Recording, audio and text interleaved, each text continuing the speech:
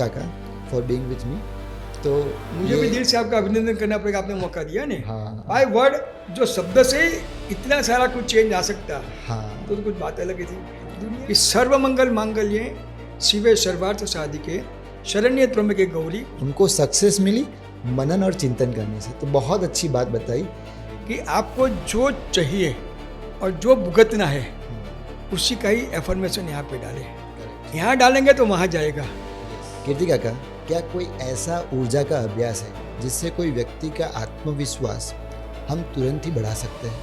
किताबे से अच्छा दोस्त कोई हो ही नहीं सकता है। करेक्ट।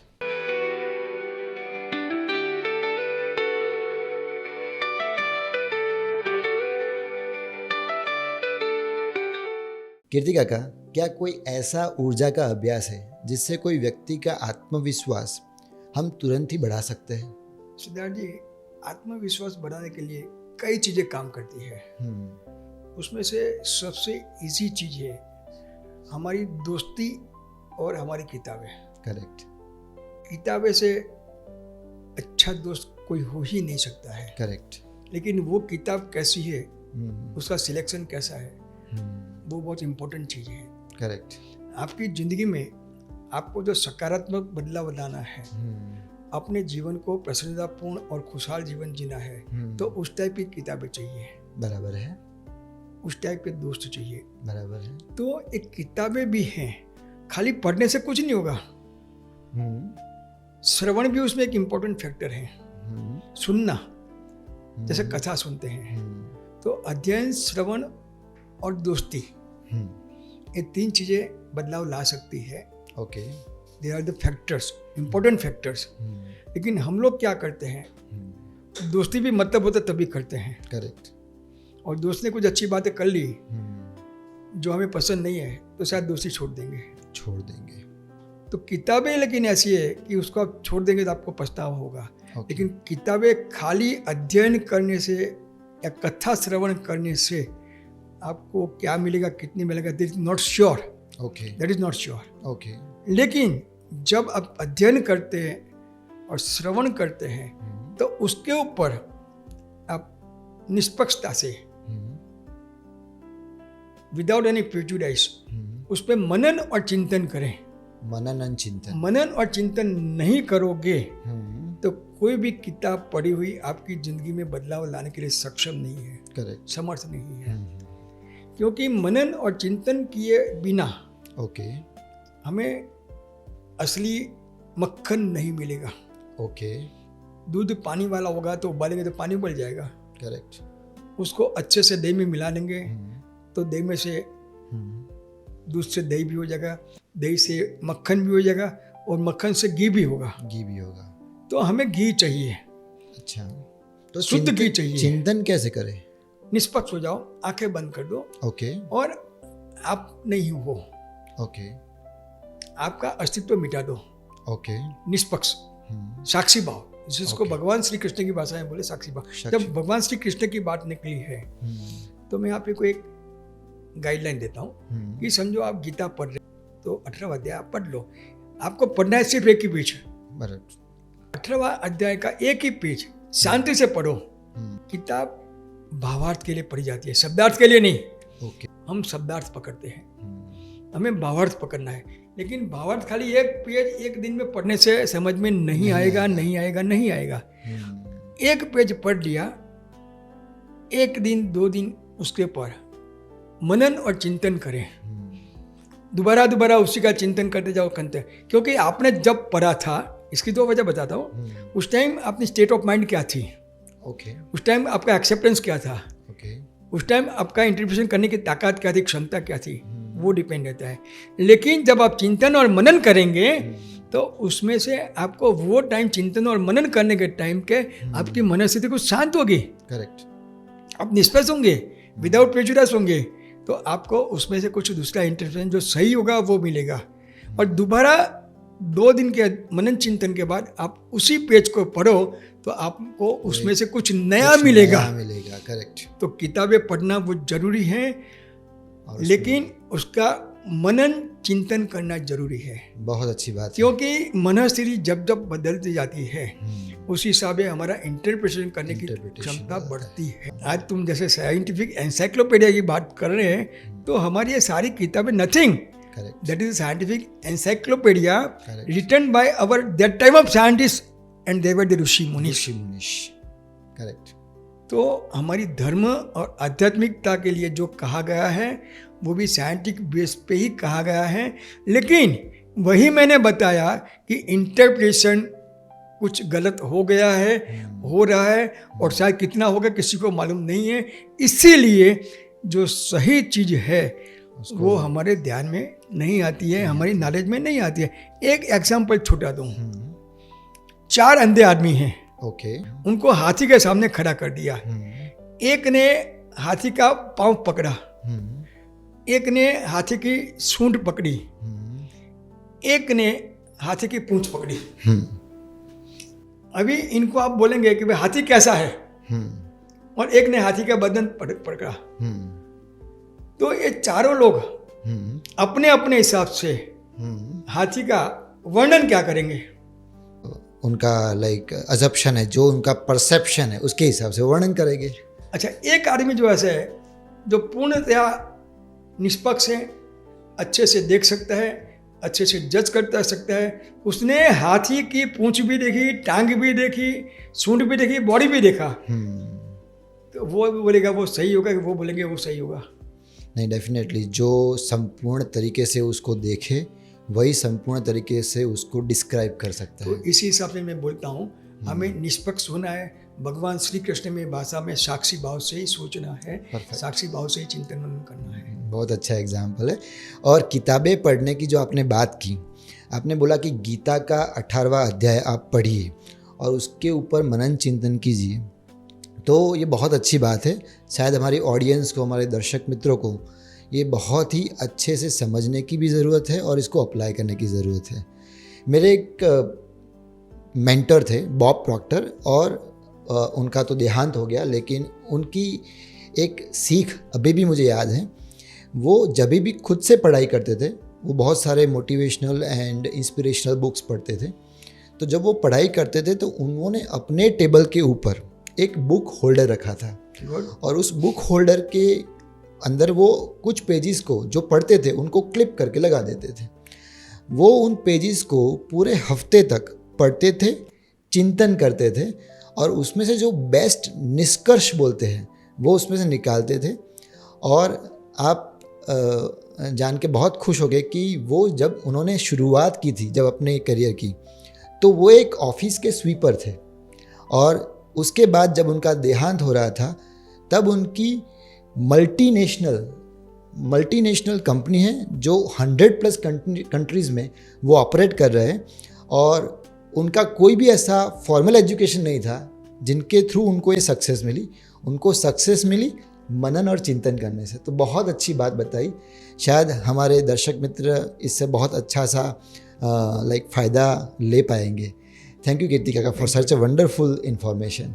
अभी आगे चले, जैसे आपने आपके मेंटर की बात बताई जिनका देहावसान हुआ है, आज ही मैंने एक किस्सा पढ़ा कि एक महाराष्ट्रियन लेडी थी, उसका हस्बैंड एक्सपायर हो गया, तो उसको 1980 की बात कर रहा हूँ मैं, तो उसको एक बैंक में स्वीपर की नौकरी मिली, 60 या 80 या 90 रुपये कुछ ऐसा उसकी तनख्वाह थी, लेकिन उसमें कुछ आगे बढ़ने की तमन्ना थी। तो उसने उसके मन को सेट किया, प्रोग्रामिंग किया, उसने एवरीथिंग इज प्रोग्रामिंग एवरी, तो उसने उसके माइंड के अंदर एक प्रोग्रामिंग किया कि मुझे आगे बढ़ना है, मुझे 60 रुपया 90 रुपये की जॉब करनी नहीं है।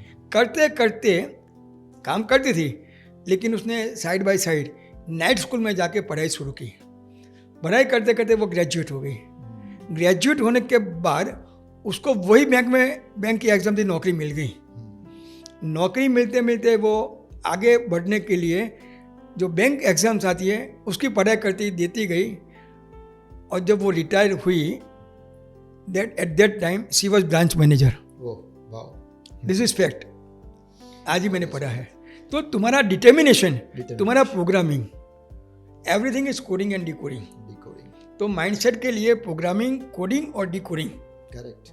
ये एक्स्ट्रा बात कर रहा हूँ कि आपको जो चाहिए और जो भुगतना है उसी का ही एफर्मेशन यहाँ पे डालें। करेक्ट। यहाँ डालेंगे तो वहाँ जाएगा यस। और वहाँ से वो वापस आपके पास आएगा। Universe reacts. यस।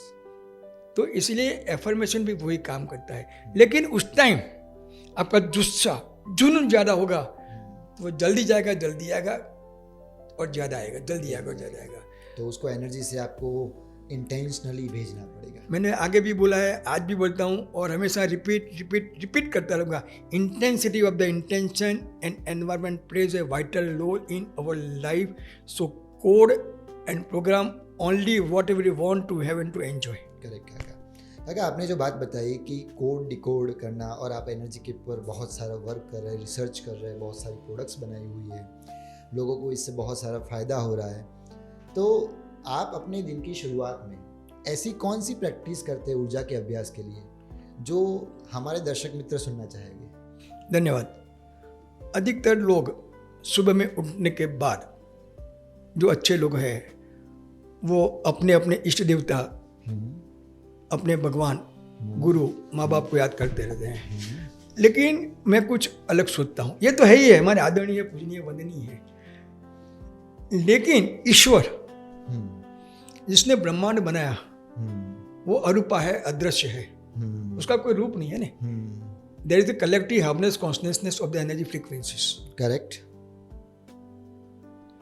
मैं उसे याद करता हूँ और उसके याद करने के बाद उसने जो क्रिएशन किया है, यूनिवर्स जहाँ सब कुछ है, सबके लिए, मेरे लिए भी, आपके लिए भी, आपके बेटी बेटों के लिए भी ना, तो उसकी मैं पूजा करता हूँ, उसको भाववंदन करता हूँ और उनसे 3 चीज की प्रार्थना करता हूँ कि सर्वमंगल मांगल्ये शिवे सर्वार्थ साधिके शरण्ये त्र्यंबके गौरी, उसको मैं गौरी बना देता हूँ। बहुत अच्छी बात है। तो जब तुम परोपकार की भावना से ईश्वर को और उसके सृजनात्मक सर्जन ब्रह्मांड को प्रार्थना करोगे तो क्या वो उसके नियमानुसार नहीं देगा? आपको देगा। भगवान भी है, गुरु भी है, सबको ही है, लेकिन ये सबके ऊपर वो है। परफेक्ट है। तो जो दिन की शुरुआत करते हैं उसमें आप यूनिवर्स माने कि ब्रह्मांड को एक ईश्वर बताते हैं और उसकी ब्रह्मांड बनाने वाला ईश्वर है। ब्रह्मांड ईश्वर नहीं है, ब्रह्मांड को बनाने वाला ईश्वर है। Universe is the creating creation of the creator.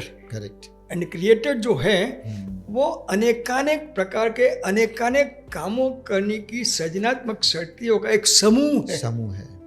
Correct. You follow my point? Correct correct correct.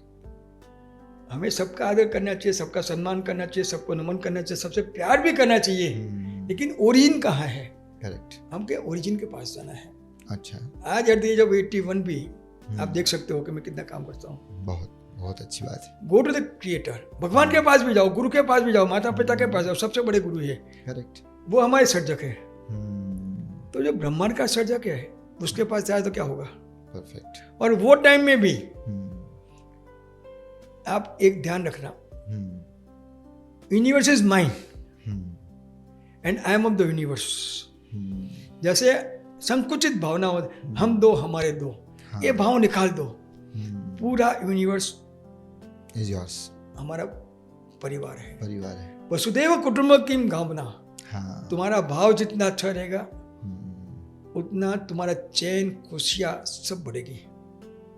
बांटना सीखो। करेक्ट। लेना है लेकिन पहले देना सीखो। करेक्ट। ये मेरी सोच है। हम इन बातों से एक और चीज़ को कनेक्ट करना चाहेंगे जी। जो ग्रेटिट्यूड होता है और जो फॉरगिवनेस होता है, उनसे किसी भी व्यक्ति का जीवन बदल तो सकता है, हम लोग जानते हैं। ग्रेटिट्यूड का मतलब ये होता है कि हम किसी भी चीज़ों को लेके हम उसका आभार व्यक्त करते हैं। तो इससे कैसे दुनिया या तो किसी भी व्यक्ति का जीवन बदलता है, उस पर आप थोड़ा हमें बताइए। कि उसकी वाइब्रेशन सामने वाले के पास जाती है। करेक्ट। और ऐसा ग्रेटिट्यूड और उसके साथ attitude, attitude. Make a combination of attitude and gratitude. Okay. जो तुम ग्रेटिट्यूड बताओगे जरूरी है, लेकिन तुम्हारा ऑटिट्यूड सही नहीं होगा तो क्या? हाँ, तो ऊपर से नहीं बताना है, दिल से फील करके बताना है। यस। जो आना है वो यहाँ से आना चाहिए, यहाँ से नहीं। यस। आज हम फॉरगिव और फॉरगेट करते हैं, यहाँ से करते हैं, यहाँ से नहीं करते, यहाँ से नहीं करते हैं। That's the problem. हमें फॉरगिव एंड फॉरगेट करना है तो वो भी यहाँ से और यहाँ से करना है, और ग्रेटिट्यूड भी जो करना है वो यहाँ से और यहाँ से करना है, यहाँ से नहीं करते हैं। आज रिजल्ट नहीं मिलता है इसकी वाइब्रेशन फ्रीक्वेंसी इंटेंसिटी नहीं होती है, उसकी वजह वो सिर्फ शाब्दिक होती है, भावार्थ और मानसिक नहीं होती है। तो तुम जो भी काम करो उसमें भाव और मनस्थिति को जोड़ना बहुत अनिवार्य है। अनिवार्य है। जो शब्दों से ही बात होती तो इतने कथाकार, इतने वक्ता है, तो दुनिया में परिवार में चेंज क्यों नहीं आते हैं? चेंज क्यों नहीं आते? माने कि शब्दों से हमें किसी को सिर्फ थैंक यू बोलने के लिए नहीं बोलना है, अंदर से वो थैंक यू भाव आना चाहिए। Core of heart, core of heart and core of the mind. तो उसके लिए वो फीलिंग भी, उसको वो भाव भी क्रिएट करना होगा और फिर बताना होगा लोगों को कि यस, आपने जो भी मेरे लिए सेवा प्रदान की, जैसे आप आज हमारे स्टूडियो में आए, तो मुझे दिल से ऐसा आपको बताना होगा, एकदम फीलिंग से, कि थैंक यू सो मच काका फॉर बीइंग विथ मी।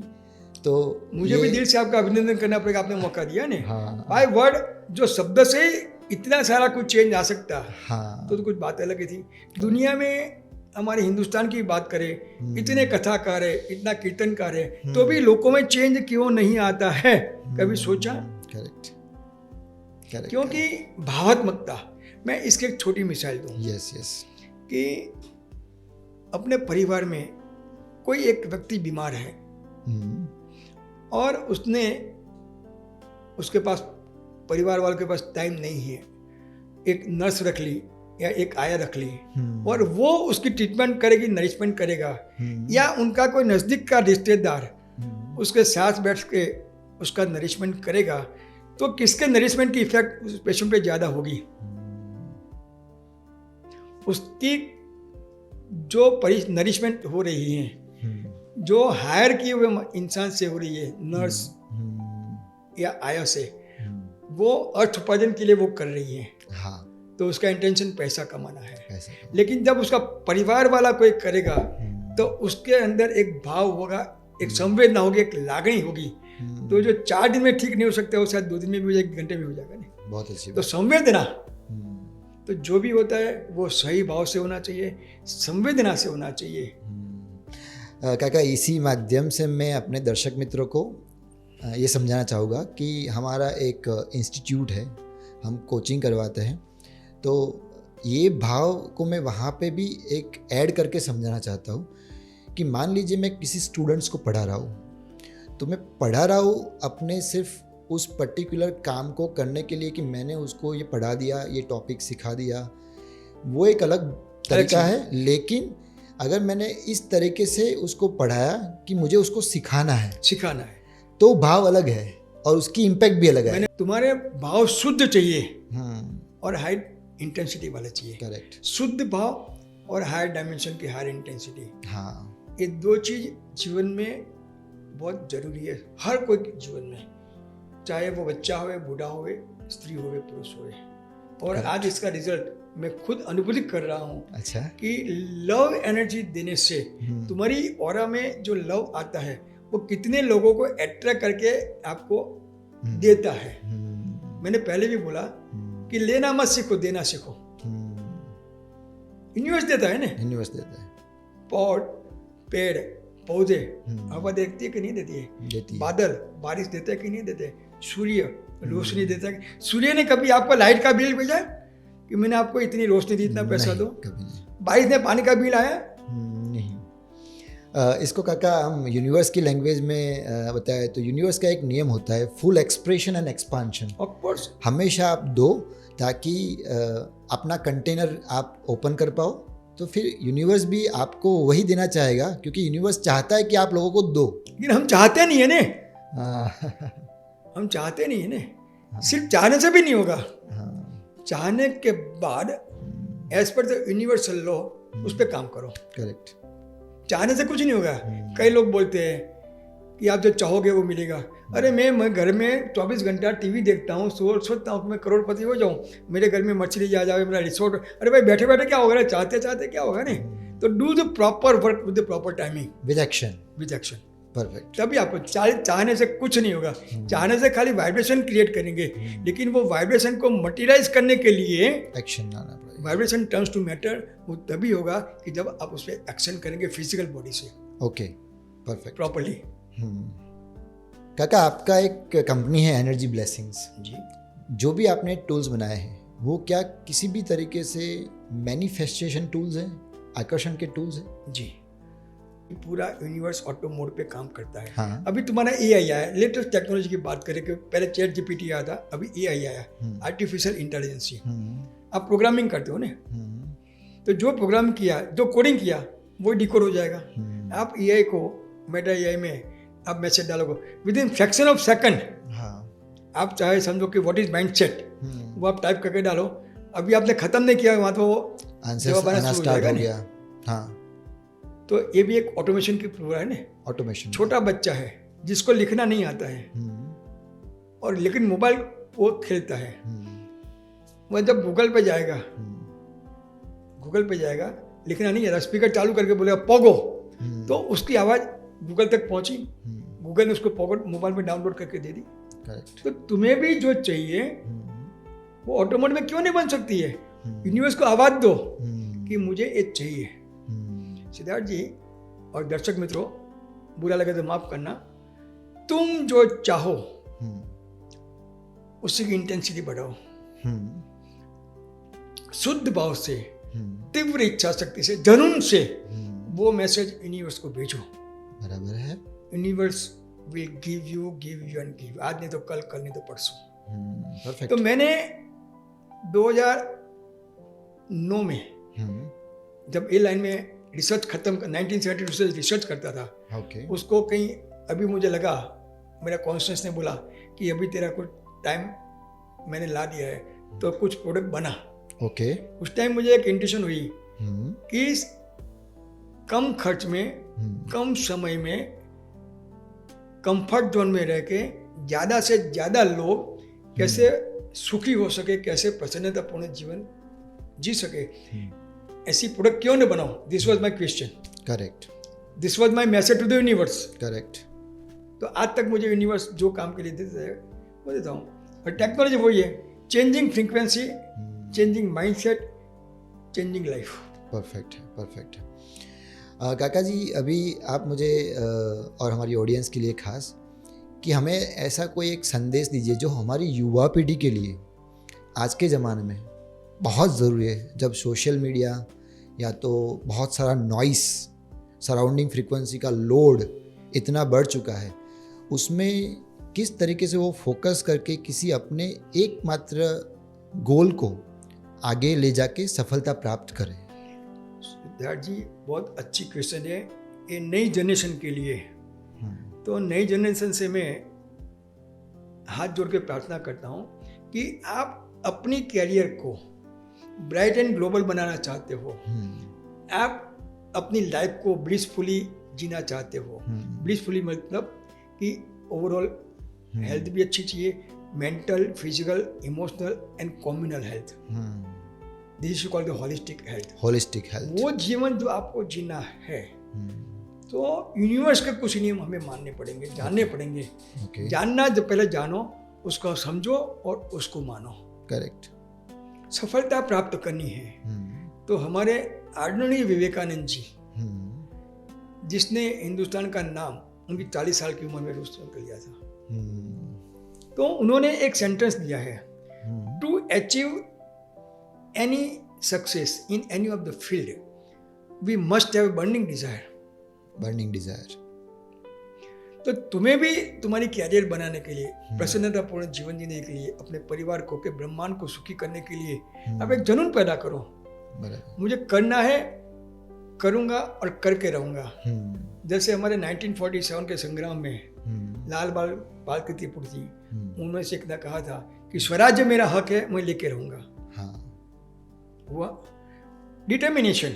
मैं कोई पॉलिटिकल बात नहीं करता हूँ, कोई साइंटिफिक बात नहीं करता साली, लेकिन हम एक ही बात करें कि हम जीती जागती 2 मिसाइल हमारे सामने देखें।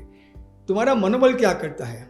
आत्मबल की बात तो है ही है, लेकिन मनोबल सबसे बड़ी चीज़ है। डॉक्टर APJ अब्दुल कलाम, जिसका नाम वर्ल्ड के महत्तम लोग जानते होंगे, हम्म, जो पढ़े लिखे हैं, जो साइंटिस्ट है, वो माछी मार का बेटा था, पेपर बेच रहा था, हम्म, लेकिन उसके दिल में एक जुनून था हम्म, कि मुझे कुछ करना है, हम्म, मुझे कुछ करना है। हम्म, तो आज दुनिया देख रही है, जान रही है हम्म, कि एक माछी मार का बेटा जो पेपर बेच रहा था, मच्छियाँ उठा रहा था, वो मिसाइल मैन बना, रॉकेट छोड़ा हम्म, और उसको हिंदुस्तान की सर्वोच्च पद, राष्ट्रपति का महापद मिला उसको।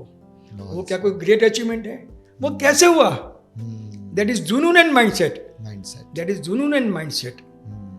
बहुत अच्छी बात है। स्कूल ऑफ माइंडसेट के अंदर हम जो भी डिस्कशन कर रहे हैं वो हम ये समझाने के लिए कर रहे हैं कि अगर आप अपना माइंडसेट ऐसा बनाओगे, गोल ओरिएंटेड बनाओगे, सक्सेस ओरिएंटेड बनाओगे, तो आपको सफलता प्राप्त होगी। और इसके लिए हम अलग अलग एग्जाम्पल्स जो काका जी प्रस्तुत कर रहे हैं, मैं प्रस्तुत कर रहा हूँ, वो एग्जाम्पल्स एकमात्र समझाने का उद्देश्य है। तो जैसे काका जी आपने बताया, बहुत अच्छी बात है, और ऐसे एग्जाम्पल्स हम बता के ही दुनिया को आगे ले जा सकते हैं, ताकि कोई स्टोरीज हो तो उसको कोई फॉलो कर पाए। और डॉक्टर, ये हाथ कंगन को आशिकिया जैसी बात है ना। हाँ। अभी हम पुराने जमाने की ऋषि मुनि की बात नहीं कर रहे, अभी हमारी सदी में जो लोग हो रहे गए, हमारे जीते जी देख लिया, हाँ, उनकी बात हम कर रहे हैं ना। उनकी बात कोई कर रहे हैं। कपोल कल्पित बातें नहीं है, परफेक्ट है। जिसको आज हम लोग देख रहे हैं ना। मैं ऋषि मुनि की बात करूं तो शायद किसी को ऐसा लगा कि हमने कहाँ देखा था ना, हमने कहाँ देखा था, ऐसी बात हो सकती है। तो इसलिए इस जमाने के अनुसार बात कर रहा हूँ। बहुत अच्छी बात है। स्कूल ऑफ माइंडसेट का एक यूनिक अप्रोच है। जैसे आप लोग जानते हैं कि इस शो में आने वाले जो भी गेस्ट हैं वो हमें यहाँ पे 100 लव टोकन्स प्रदान करते हैं। लव टोकन्स का मतलब ये होता है कि अगर आप हमारे जो गेस्ट हैं उनकी सहायता प्राप्त करना चाहते हो किसी भी तरीके से, तो डिस्क्रिप्शन में दिए गए लिंक पे क्लिक करके आप एक फॉर्म भर दीजिए और उसके थ्रू हम आपको उनसे मिलवाने की व्यवस्था करेंगे। ये सहायता के लिए वो कोई भी आपसे चार्ज नहीं लेंगे और इसकी सीमितता 100 लव टोकन्स तक की है। अगर फ्यूचर में रिक्वायरमेंट हुई तो हम आपको इसमें आगे भी सहायता करने के लिए हेल्प कर सकते हैं। स्कूल ऑफ माइंडसेट हमेशा एक ही चीज़ को प्राधान्य देता है, आगे बढ़ो, आगे बढ़ते जाओ। और इस माइंडसेट का जो चैनल है उसके थ्रू हम ये बताना चाहते हैं कि कैसे अपनी ज़िंदगी को इंस्पायर करो, मोटिवेट करो, आगे बढ़ाओ। और इसके 3 पर्टिकुलर वर्जन्स हैं। जैसे कि पहला वर्जन जो हमारे गेस्ट आते हैं हम उनसे बातचीत करते हैं। दूसरा वर्जन ये है कि हम कॉमन पीपल से बात करते हैं, उनके प्रश्नों को माइंडसेट से कनेक्ट करते हैं। और तीसरा जो बहुत ज़्यादा अभी की जनरेशन को हेल्प करने में काम करेगा वो होते हैं सॉन्ग्स, म्यूज़िक। तो हम म्यूज़िक्स भी क्रिएट करते हैं और हमारे चैनल में इसको अपलोड करते हैं। ये म्यूज़िक मोटिवेशनल म्यूज़िक्स होते हैं। तो आज के प्रोग्राम में जो हमारे साथ है कीर्ति काका, डॉक्टर कीर्ति शाह, हम हमेशा आपके आभारी रहेंगे। Thank you so much. मैं सिद्धार्थ जी का, उनकी टीम का और दर्शक मित्रों का तहे दिल से आभार व्यक्त करता हूँ। मुझे मौका दिया, मुझे सुना। लेकिन मेरी एक आखिरी एक रिक्वेस्ट है, polite request to all the viewers and listeners, कि ये बातों को मैंने एनर्जी साइंस के परसेप्शन में इंटरप्रिटेशन करके दिया है। उसको कोई मेरी बिलीफ सिस्टम समझे तो वो उनकी मर्जी, लेकिन जो यूनिवर्सल एनर्जी लॉ है उसके हिसाब से मैंने मेरे 55 साल के एक्सपीरियंस से उसको डिराइव करके दिए हैं। और आप भी उस पर सोचना, और आपको जब भी कुछ भी लगे तो मुझे क्वेश्चन कर सकते हैं, मेरे पास पर्सनली भी आ सकते हैं। मैं उनका मैक्सिमम समाधान करने का प्रयास करूंगा। धन्यवाद। Thank you so much. Thank you. Om Shanti.